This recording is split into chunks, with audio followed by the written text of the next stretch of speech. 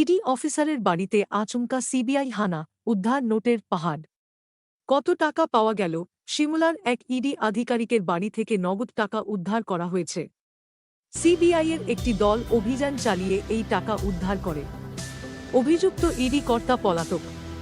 তার বিরুদ্ধে ঘুষ নেওয়ার অভিযোগ রয়েছে। ইডি অফিসারের বাড়ি থেকে নোটের পাহাড় উদ্ধার করল সিবিআই। অভিযোগ, ঘুষের টাকা নিজের বাড়ি এবং দপ্তরে গচ্ছিত রেখেছিলেন ওই ইডি কর্তা।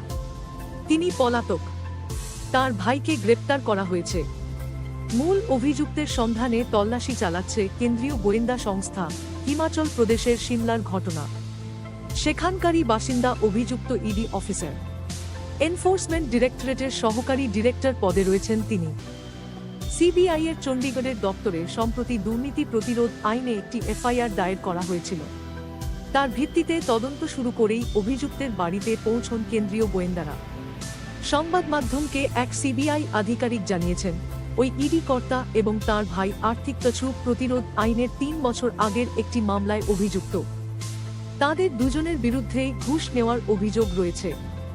সেই তদন্তের সূত্রেই সিমলায় ইডি কর্তার বাড়িতে গিয়েছিলেন গোয়েন্দারা। তিনি বাড়িতে ছিলেন না। তার ভাইকে গ্রেপ্তার করা হয়েছে। সিনিয়র এক সিবিআই আধিকারিক জানিয়েছেন, অভিযুক্ত ইডি কর্তার হেফাজত থেকে মোট ১,১০,০০,০০০ টাকা নগদ উদ্ধার হয়েছে।